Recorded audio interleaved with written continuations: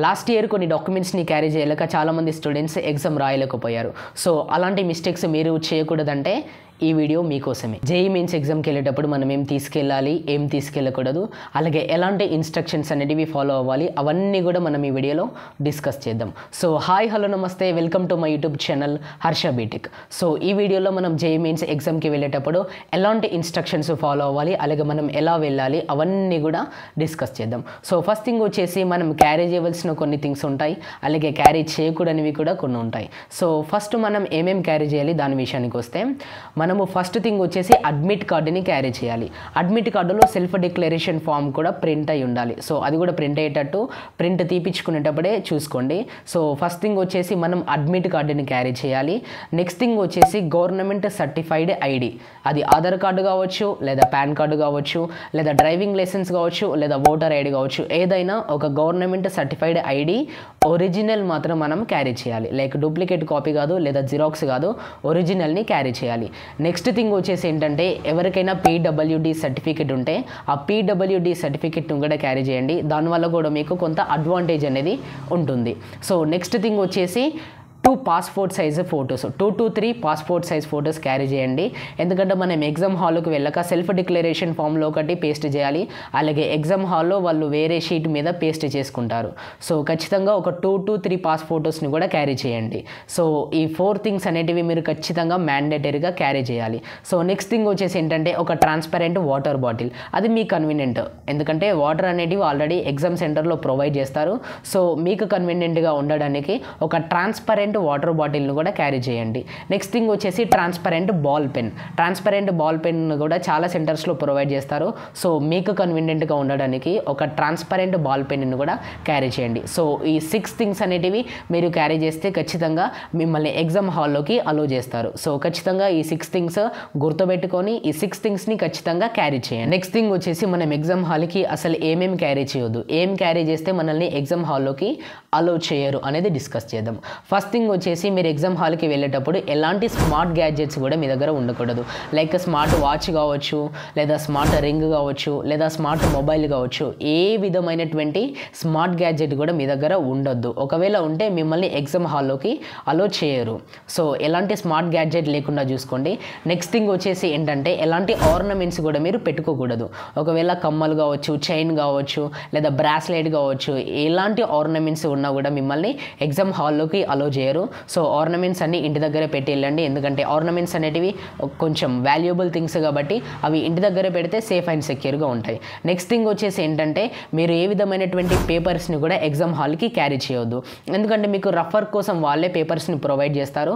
So ఎలాంటి పేపర్స్ని కూడా మీరు ఎగ్జామ్ హాల్కి క్యారీ చేయొద్దు అనమాట. క్యారీ చేస్తే వాళ్ళు అలో చేయరు. నెక్స్ట్ థింగ్ వచ్చేసి ఏంటంటే, ఎలాంటి జియోమెట్రీని కూడా మీరు క్యారీ చేయొద్దు. లైక్ పెన్స్ కావచ్చు, పెన్సిల్స్ కావచ్చు, ఏ విధమైనటువంటి జియోమెట్రీని కూడా మీరు క్యారీ చేయొద్దు. ఇది ఏమేమి క్యారీ చేయొద్దో దాని గురించి. తర్వాత కొన్ని ఇన్స్ట్రక్షన్స్ ఉన్నాయి, ఆ ఇన్స్ట్రక్షన్స్ కూడా నేను మీకు చెప్తాను, జాగ్రత్తగా వినండి, ఎందుకంటే ఈ ఇన్స్ట్రక్షన్స్ అనేటివి మీకు చాలా హెల్ప్ఫుల్ అవుతాయి. ఫస్ట్ ఇన్స్ట్రక్షన్ వచ్చేసి ఏంటంటే, మీరు ఎగ్జామ్ సెంటర్కి 1 hour బిఫోర్ వెళ్ళండి. ఎందుకంటే ఎగ్జామ్ హాల్కి వెళ్ళక మనకు కొన్ని వెరిఫికేషన్స్ ఉంటాయి. సో ఆ వెరిఫికేషన్స్ అనేటివి ఇన్ టైంలో కంప్లీట్ అవ్వడానికి మీరు ఎగ్జామ్ హాల్కి 1 hour బిఫోర్ వెళ్ళండి. సో 1 hour బిఫోర్ వెళ్తే మీకు రూల్స్ అండ్ రెగ్యులేషన్స్ తెలుస్తాయి, అలాగే మీకున్న ప్రతి ఒక్క వెరిఫికేషన్స్ కూడా కంప్లీట్ అయ్యి అలౌట్ చేసిన సిస్టమ్ ముందు కరెక్ట్ టైం వరకు కూర్చుంటారు. సో ఎగ్జామ్ హాల్కి 1 hour బిఫోర్ వెళ్ళండి. సో నెక్స్ట్ థింగ్ వచ్చేసి ఏంటంటే, టెక్నికల్ ఇష్యూస్ వల్ల చాలామంది స్టూడెంట్స్ ఎగ్జామ్ని రాయలేకపోయారు లాస్ట్ ఇయర్.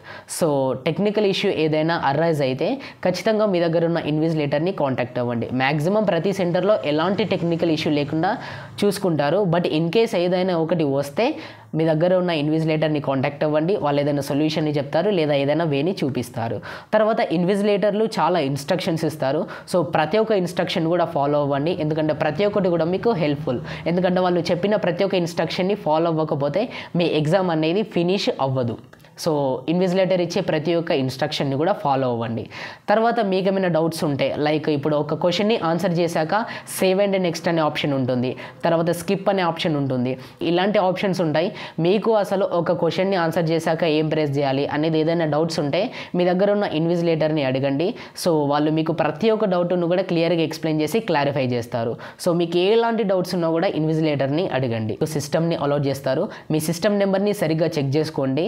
మీ సిస్టమ్ ముందే వెళ్ళి కూర్చోండి. తర్వాత ఎప్పుడైతే మీరు సిస్టమ్ని ఆన్ చేస్తారో మీ డీటెయిల్స్ అనేటివి ఆటోమేటికల్గా అప్లోడ్ అవుతాయి. సో అప్పుడు అప్లోడ్ అయిన తర్వాత కూడా మీరు చెక్ చేసుకోండి వెదర్ ఆ డీటెయిల్స్ మీవా కాదా అని. ఏదైతే మీకు సెంటర్ అలాట్ అవుతుందో ఆ సెంటర్ గురించి తెలుసుకోండి. ఆ సెంటర్ ఎక్కడ ఉంటుంది, ఏ లొకేషన్లో ఉంటుందని.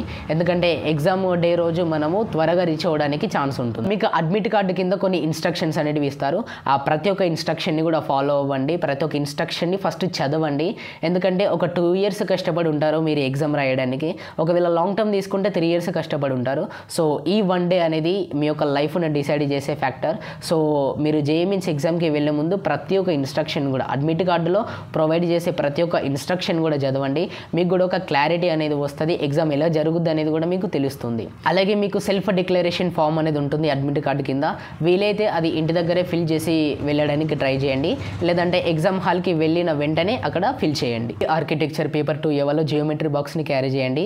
లైక్ పెన్సిల్స్, ఎరేజర్స్, క్రయాన్స్ అవన్నీ కూడా క్యారీ చేయండి. ఎందుకంటే మీకు అక్కడ డ్రాయింగ్ షీట్ ఇస్తారు కానీ ఎలాంటి జియోమెట్రీ అనేది ఎగ్జామ్ సెంటర్లో ప్రొవైడ్ చేయరు. సో మీ ఓన్ జియోమెట్రీని క్యారీ చేయండి. ఓన్లీ బి ఆర్కిటెక్చర్ పేపర్ 2 వాళ్ళు మాత్రమే, మిగతా ఎవ్వరు కూడా జియోమెట్రీని క్యారీ చేయకూడదు. ఒకవేళ క్యారీ చేసినా మిమ్మల్ని అలో చేయరు. సో ఈ ప్రతి ఒక్క ఇన్స్ట్రక్షన్ అలాగే ఏం క్యారీ చేయాలి, ఏం క్యారీ చేయొద్దు ఇవన్నీ కూడా ఫాలో అవ్వండి. ఇవన్నీ కూడా నేను మీకు ఒక లిస్ట్ ప్రిపేర్ చేసి డిస్ప్లే చేస్తాను. వీలైతే స్క్రీన్ షాట్ తీసుకోండి. అవన్నీ కూడా చెక్ చేసుకొని ఎగ్జామ్ హాల్లోకి వెళ్ళండి. ఎందుకంటే ఒక 2 years ఆఫ్ లైఫ్ అనేది ఈ ఎగ్జామ్ డే రోజు డిపెండ్ అయి ఉంటుంది. సో ఆ రోజు మంచిగా షార్ప్గా ఉండండి, యాక్టివ్గా ఉండండి. ప్రతి ఒక్క ఇన్స్ట్రక్షన్ కావచ్చు, రూల్స్ కావచ్చు, రెగ్యులేషన్స్ కావచ్చు అన్నీ కూడా ఫాలో అయ్యి సక్సెస్ఫుల్గా ఎగ్జామ్ని రాయండి. All the best for your exam. So ఈ వీడియో కనుక మీకు నచ్చినట్లయితే లైక్ చేయండి. ఇంకా మీ ఫ్రెండ్స్ ఎవరైతే జేఈఈ మెయిన్స్ ఎగ్జామ్ రాస్తున్నారో వాళ్ళకు కూడా షేర్ చేయండి. వాళ్ళకు కూడా ఎగ్జామ్కి ఎలా వెళ్ళాలి అనే క్లారిటీ ఉంటుంది. అలాగే ఇంకా మీకు ఇలాంటి కంటెంట్ ఇంకా చాలా కావాలంటే ఛానల్ని సబ్స్క్రైబ్ చేసుకొని పక్కనే ఉన్న బెల్ ఐకాన్ని ప్రెస్ చేయండి. సో నేను ఏ వీడియో చేసినా కూడా మీకు నోటిఫికేషన్లో వస్తుంది. Thanks for your patience.